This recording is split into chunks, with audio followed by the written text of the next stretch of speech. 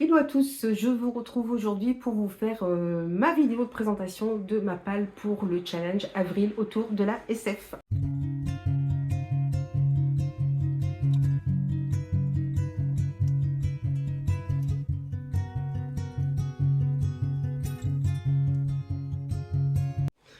Hello et bienvenue sur Caro Magic Books. Alors j'ai ouvert la fenêtre parce qu'il fait à peu près bon. J'espère que ça va aller, que ça va pas faire trop de bruit. Donc le challenge avril autour de la SF, il est organisé par Céline Lecture sur son compte Bookstagram. Je vous mettrai les infos en barre d'infos, voilà, tout simplement. C'est la 5e fois qu'elle organise ce challenge et bien sûr ça va tourner autour de la SF. Alors ça reste quand même abordable puisqu'on peut choisir aussi de lire des livres d'anticipation, post-apocalyptique, dystopie. Donc voilà, il y a quand même pas mal de genres qui sont regroupés. En plus, vous pouvez lire non seulement des romans et des graphiques, mais vous pouvez aussi jouer à des jeux vidéo, regarder des films ou des séries. Ça rentre parfaitement dans le challenge. Et cette année, nous devons construire un, deux ou trois vaisseaux spatiaux selon ce qu'on aura lu. Et on a même un petit bonus qui nous donne la possibilité de recruter notre propre équipage.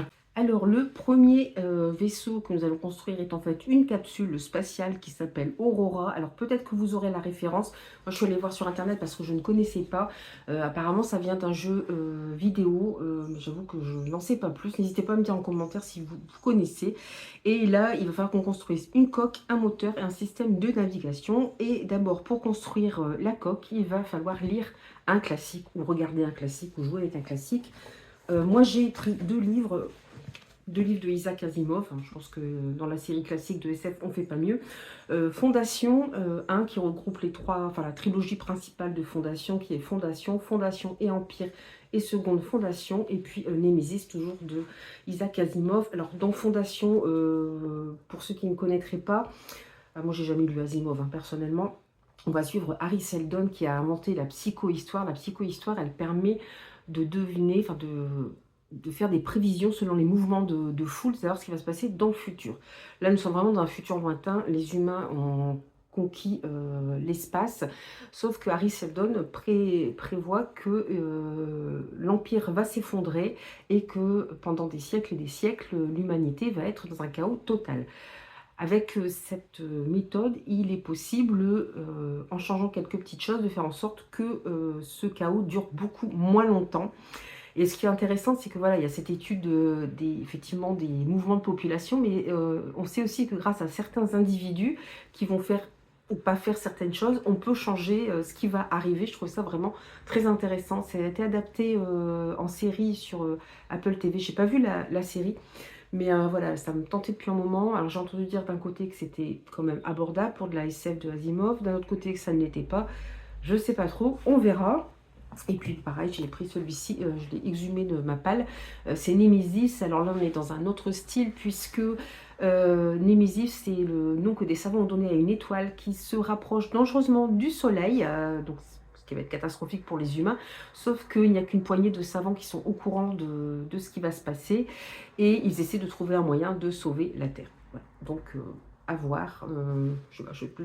J'avoue, Fondation me tente beaucoup, mais j'ai un petit peu peur de me lancer dedans. Donc je verrai bien. Ensuite, il va falloir créer un moteur. Et là, il fallait chercher une œuvre francophone. Alors, j'avoue que j'en avais plusieurs, mais je vais m'embêter avec mon carnet, je le sens. J'en ai choisi deux, alors qui pourraient rentrer aussi dans d'autres catégories, mais c'est pas grave. Hydrogène de Florence Wells, c'est aux éditions de L'Alchimiste, où on va suivre une jeune fille alors, qui, avec son groupe, va essayer de faire en sorte que la Terre ne sombre pas dans le chaos. On n'est pas encore, voilà, c'est pas du post-apocalyptique, l'apocalypse n'est pas encore arrivé, il y a peut-être encore moyen de sauver la Terre, mais tout reste à savoir, est-ce qu'ils vont réussir à sauver la planète ou pas, là est la question. Et Arborescente de Frédéric Dupuis chez Bragelonne. Alors, ils l'ont d'abord sorti en grand format chez Bragelonne, et là, ils vont sortir les 3 tomes en poche, de façon assez rapprochée. Celui-ci est déjà sorti, le tome 2 il sort en avril-mai, je ne sais plus trop, et bon directement en poche, donc c'est vraiment bien. On est dans le futur aussi. Il existe la maladie qu'on appelle la maladie de la Belle au bois dormant, où les gens sont atteints de narcolepsie, c'est-à-dire qu'ils s'endorment à n'importe quel moment et on ne sait pas pour combien de temps. Et des gens vont essayer de trouver un médicament, notamment en allant explorer. Alors je ne sais pas s'ils vont aller en Amazonie ou dans d'autres forêts profondes ou des jungles pour essayer de trouver une plante qui permettrait de guérir cette maladie. Sauf qu'ils ne sont pas les seuls sur le coup, puisqu'il y a un gros laboratoire pharmaceutique qui voudrait s'emparer voilà, de trouver cette plante aussi qui permettrait de guérir les humains. Mais eux, c'est pour se faire de l'argent sur le dos des malades. Bon, on est, je pense, dans un roman aussi un petit peu écologique qui a l'air pas mal du tout. J'ai vu des bons retours dessus, donc j'avoue que j'ai hâte aussi de le commencer. Et enfin, il nous faut construire un système de navigation et pour ça, nous devons remplir la case dans l'espace. Alors j'ai choisi Vers les étoiles de Marie-Robinette Kowal aux éditions Folio SF aussi.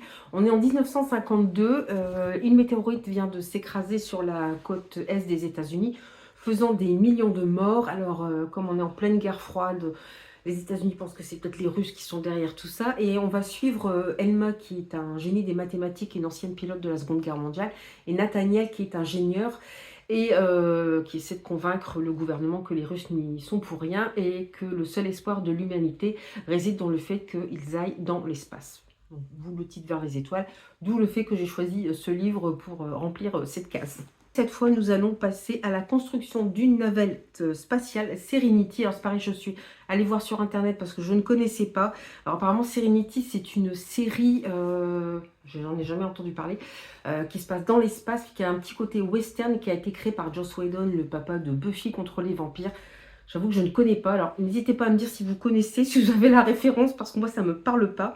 Et là on va devoir construire un module de survie, une intelligence artificielle de bord et un bouclier énergétique.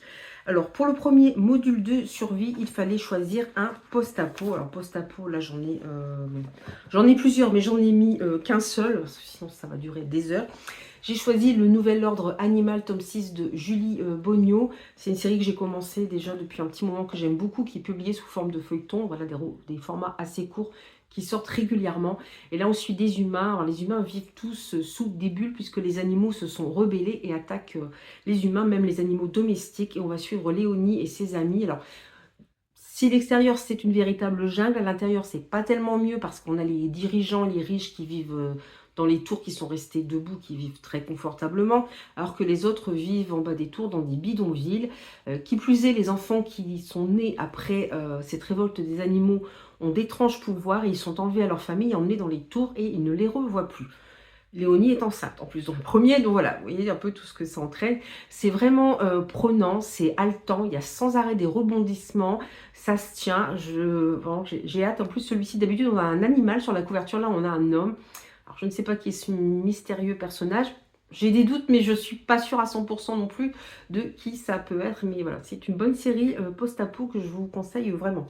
Ensuite, il faut construire l'IA de bord. Alors là, évidemment, il faut des livres qui parlent de intelligence artificielle ou de robots. Alors j'en ai deux. J'ai L'homme qui n'existait plus de Léa Farisen aux éditions de l'Alchimiste. On est dans un avenir proche et la réalité augmentée est partout. Vous ne pouvez pas passer à côté. Et puis, voilà, on va suivre un directeur commercial, Antonin, qui du jour au lendemain disparaît en quelque sorte, puisque personne ne le reconnaît. Donc on se doute que ça a certainement rapport avec cette réalité augmentée, mais lequel, je ne sais pas trop. En tout cas, c'est très intriguant. Puis voilà, c'est des formats assez courts. Et puis j'ai choisi celui-ci aussi. Pour une fois, c'est une maison où il se passe des choses mystérieuses, mais avec IA. Rosewater de Arcadie Martin aux éditions J'ai lu.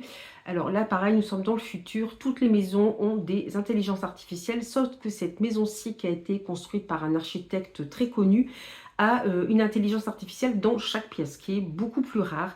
Or, l'architecte est décédé, donc normalement, il n'y a plus personne dans cette maison, sauf que l'IA fait savoir à la police qu'il y a un cadavre dans la maison. Donc évidemment, on va envoyer des policiers pour enquêter dans cette maison qui a l'air quand même assez étrange. Je pense qu'il va se passer des choses un peu zarbi aussi, donc j'avoue que ça me tente pas mal aussi. Et en troisième, nous allons devoir créer un bouclier énergétique. Alors là, il fallait lire une dystopie ou un roman d'anticipation. Alors c'est pareil, j'en ai plusieurs. J'ai choisi Dualité, tome 1, Vérité de J.M. Van Booger. On va suivre, c'est Jérôme, je crois. Non, c'est pas ça, Matchas. Alors, comme vous pouvez le voir, les humains voilà, ont une petite puce qui permet de les contrôler.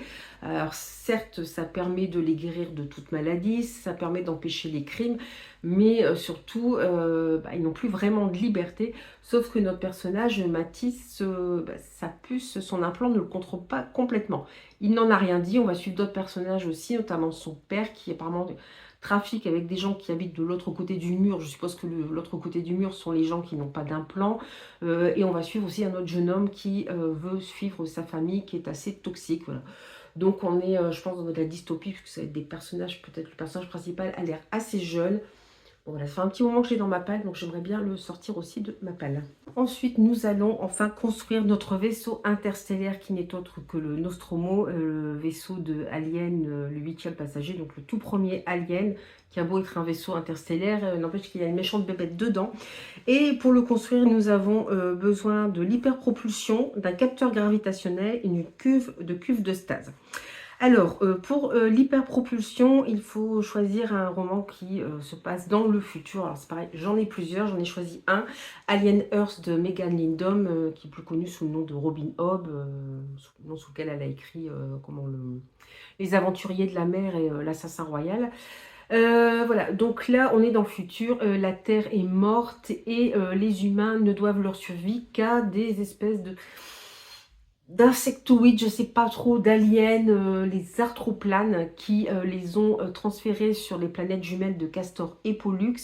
Les humains se sont petit à petit adaptés à leur environnement et ont muté, sauf qu'ils gardent une nostalgie de la planète Terre et qu'ils voudraient y retourner. Donc je ne sais pas ce qu'ils vont trouver sur la Terre quand ils vont y retourner, ni ce que veulent exactement ces insectes aliens, je ne sais pas trop. Voilà, je pense qu'on va avoir pas mal de surprises aussi. Donc voilà, c'est un vieux livre que j'ai retiré, voilà, j'avais acheté d'occasion, il est un peu abîmé, mais c'est pas grave, le pitch me tentait énormément. Pour construire notre capteur gravitationnel, pardon, il faut une œuvre primée. Alors j'ai trouvé ce livre pareil que j'avais acheté d'occasion, qui est La séparation de Christopher Priest. Alors là, on est dans une uchronie, puisqu'on va repartir de cet événement, je ne sais pas si vous vous souvenez de vos cours d'histoire, mais où on a Rudolf Hess, qui était un proche de Hitler, qui est parti sans avertir personne au Royaume-Uni. Alors, on ne sait pas si c'était pour négocier un accord de paix, si c'était pour trahir l'Allemagne nazie. Enfin, en tout cas, il a été déclaré traître, pardon. Je ne sais plus comment il est décédé, je me souviens plus. J'ai vu ça en histoire, mais c'est un peu vieux. Sauf que là, alors c'est un peu étrange parce qu'on se demande ce qui est arrivé à Rudolf Hess et surtout comment il se fait que dans certains documents d'archives, on découvre que la guerre a duré jusque 1945. Or, dans notre monde, elle a duré jusqu'en 1945. Vous voyez, c'est un peu un truc assez étrange. Et puis, il y a un historien qui va s'intéresser à ces faits. J'avoue que ça m'a fait beaucoup penser au maître du haut château c'est de Arthur C. Clarke, hein, je dis pas de bêtises, de Philippe K. Dick, pardon, qui a été adapté en série aussi, où voilà, on parle de la Seconde Guerre mondiale, sauf que dans la réalité du roman, l'Allemagne nazie et les Japonais ont gagné. Donc les Japonais règne sur l'Asie et sur l'ouest des États-Unis, alors que l'Allemagne nazie s'est emparée de l'Europe et de l'est des États-Unis.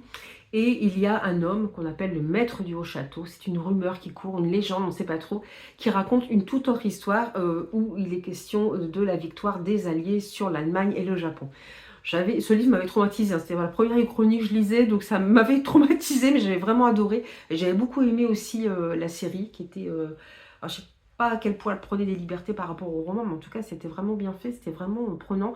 Je vous la conseille aussi, elle est vraiment très très bien aussi. Donc ce livre, il a eu quoi comme prix? Je ne sais plus. Le British Science Fiction Award et le Arthur C. Clarke Award. Voilà. Donc c'est pour ça que je l'ai mis là. J'avoue que je ne sais pas toujours lesquels ont eu des prix, donc c'est pas évident de trouver. Et ensuite, il va nous falloir construire les cuves de stase. Et là, il fallait la présence d'un alien. Alors j'avoue que c'est pareil, encore une fois, j'avais plusieurs livres. J'en ai sorti un de ma palle que j'ai acheté il n'y a pas très longtemps, Under the Skin de Michel Faber aux éditions Point.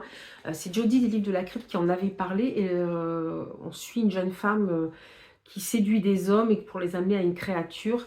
Ça m'avait, et puis en lisant le résumé, tout ça, ça me rappelle un film que j'ai vu avec Scarlett Johansson. Et j'arrivais pas à retrouver le titre, mais le titre, ça doit être Under the Skin, en fait, tout simplement. Et oui, effectivement, on suit Scarlett Johansson dans l'Angleterre actuelle, mais assez sombre quand même, cette Angleterre. Et elle amène, effectivement, elle séduit des hommes et elle les amène... bon, le film est un peu bizarre. Et puis, elle est assez, dans le film, elle est assez hermétique aux sentiments humains, en fait. Puis je crois que petit à petit, elle commence à être touchée par les émotions humaines. Et la fin est un peu très étrange. C'est pour ça que je me dis peut-être qu'avec le livre, je vais mieux comprendre le film. C'est vraiment un film bizarre. C'est un film très prenant, très hypnotisant, mais vraiment très, très étrange, avec très peu d'effets spéciaux. Mais du coup, voilà, je voulais lire le roman pour, j'espère, avoir quelques réponses. Encore que je suis pas sûre que je les aurai, mais on verra bien. On continue ensuite avec la catégorie bonus qui consiste à recruter son équipage. Et en tout premier, il nous faut recruter un technicien. Et là, il faut lire une nouvelle de moins de 100 pages. Alors, j'ai ressorti Le Pays d'Octobre de Ray Bradbury, qui est un recueil de nouvelles. Alors, je ne sais pas s'il va y avoir de la SF. D'ailleurs, j'ai oublié de vous dire, Céline a créé un Discord et on peut faire des lectures communes sur ce Discord. Il y a notamment les chroniques martiennes de Ray Bradbury, si vous voulez voilà, faire cette LC. Moi, je les ai déjà lues, donc je ne vais pas les relire. Bon, je sais que celui-ci contient aussi des nouvelles. Je ne sais pas si ça va être des nouvelles vraiment... ça va être des nouvelles fantastiques, mais est-ce que ça va être SF? Je ne sais pas trop. Bon, après, ça reste des nouvelles, donc pour moi, ça rentre bien dans la catégorie.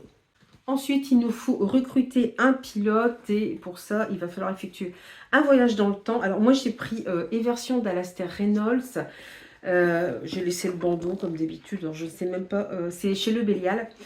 Alors je l'ai mis parce qu'on va suivre un homme appelé Silas Coad, qui est médecin sans doute à bord de la goélette Déméter à l'orée du 19e, perdu dans les zones norvégiennes en quête d'un édifice dont il ignore tout. À la fin de ce même siècle, on le trouve non loin du pôle Sud, à moins qu'il ne soit dans les entretoits d'un dirigeable quelques dizaines d'années plus tard. Bon, apparemment c'est un médecin qui ne cesse de mourir à jamais, ici, là ou ailleurs. C'est pour ça que ça m'a donné l'idée du voyage dans le temps, parce qu'il a l'air de traverser un petit peu les époques. La couverture est vraiment très belle. Bon, je vous baisse le bandeau qui est pas joli du tout. Mais voilà, ça me fait penser à du voyage dans le temps. Et il y a celui-ci. Mais j'ai mis aussi celui-ci qui est une lecture commune. Un Q84 de Haruki Murakami. J'avoue que j'y vais avec un petit peu de frayeur parce que c'est quand même... bon, là, il paraît pas gros, mais c'est écrit assez petit quand même. Je sais qu'il peut être un peu complexe. On va parler effectivement de passé, présent. Le passé tel qu'il était peut-être fait surgir sur le miroir l'ombre d'un présent différent de ce qu'il fut.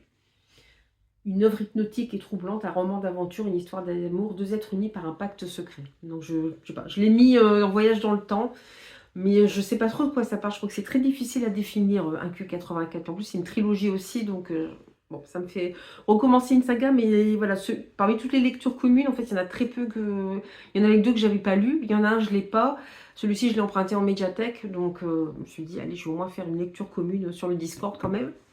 Ensuite, nous allons recruter notre officier scientifique et là, il faut un livre qui parle de transhumanisme ou de mutation génétique. Bon, comme j'en avais déjà sélectionné deux, je les ai remis ici. L'homme qui n'existait plus, puisqu'on va parler de réalité augmentée.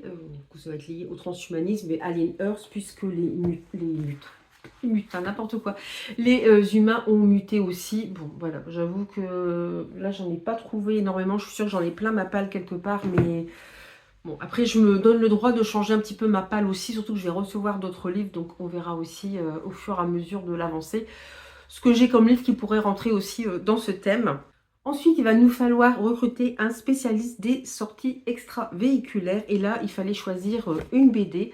Alors, j'ai remis, je l'avais déjà mis l'année dernière dans mon challenge, je l'avais re-rendu à la médiathèque entre-temps, c'est Léviathan. Voilà, vous voyez les tomes 1 de 103 parties. C'est un manga où c'est pareil, les hommes sont dans l'espace. Or, on suit des pilleurs de vaisseaux abandonnés. Et là, ils rentrent dans le Léviathan et ils vont trouver le journal d'un collégien qui explique ce qui s'est passé dans le Léviathan, pourquoi ils ont disparu. Et je pense qu'ils vont faire des découvertes bon, un peu horrifiques. En tout cas, ça me tentait beaucoup. J'aime beaucoup en plus cette tranche noire comme ça. Je trouve ça vraiment très beau et ça met vraiment dans une ambiance assez sombre qui est bien prenante. Ensuite, il nous faut recruter un militaire et là, il fallait choisir un roman au ton satirique ou humoristique. J'avoue que j'étais un petit peu embêtée. Et en fait, j'avais reçu le livre en service presse. Et en voyant les extraits du film, j'ai dit, tiens, il y a l'air d'y avoir un petit côté, effectivement, humoristique. Là encore, j'ai laissé le bandeau. C'est pas grave. Mickey Seven de Edward Ashton aux éditions Bragelonne. Vous avez peut-être vu passer le film avec Robert Pattinson. Et c'est vrai que ça a l'air assez... un peu satirique. On va suivre Mickey Seven qui est inconsommable, c'est-à-dire un employé jetable d'une expédition envoyé coloniser la planète de glace Niflheim. Et à chaque fois qu'il meurt, en fait, on fait une espèce de reboot. Et, il est régénéré, sa mémoire pratiquement intacte. Mais Mickey Seven est déclaré disparu, sauf qu'il est encore vivant. Et quand il revient à la base sur cette planète, et il découvre qu'un Mickey 8 a déjà été créé, donc ça va forcément créer beaucoup de problèmes, puisqu'il ne peut pas y avoir deux Mickey en même temps. C'est bizarre de dire le nom Mickey comme ça. Voilà, apparemment il y a un petit côté satirique. J'ai demandé sur le Discord, oui, il y a un côté assez satirique et humoristique, c'est pour ça que je l'ai mis ici du coup. Et enfin, il nous faut recruter le commandant de l'équipage. Alors là, il faut que ce soit une adaptation, soit un film, une série, un graphique ou un jeu vidéo. Je ne savais pas trop quoi mettre parce que j'ai pas vraiment de... J'aurais pu mettre Mickey Seven. Enfin, c'est pas le roman n'est pas une adaptation. Du coup, j'ai décidé de mettre The Walking Dead, qui est une série que j'ai commencé il y a un moment que je n'ai jamais terminé. Donc, j'ai peut-être essayé de regarder une saison de The Walking Dead parce que j'ai plein de séries comme ça en cours que je n'ai pas fini.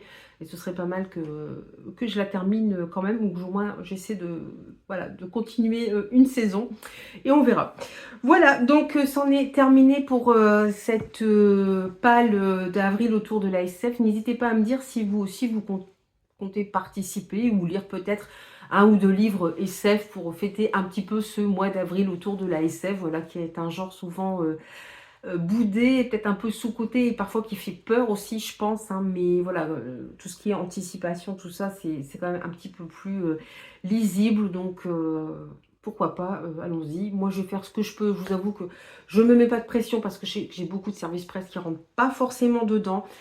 Mais je vais essayer. Bon, j'ai sorti d'autres livres que je ne vous ai pas présentés parce que je me suis rendu compte que j'en avais plusieurs, évidemment, qui pourraient rentrer dans différentes cases. Mais c'est pas grave, on ne peut pas tout mettre. Mais je verrai bien au fur et à mesure aussi comment j'organise ma palle et si je fais des petits changements selon ce qui se m'arrange. Voilà. Comme je vous dis, c'est sans pression, il faut que ça reste cool. Je vous laisse ici pour cette vidéo. N'hésitez pas à me dire si vous avez des titres en tête qui pourraient aussi rentrer dans ces catégories. Et je vous dis à bientôt pour une nouvelle vidéo. Bye!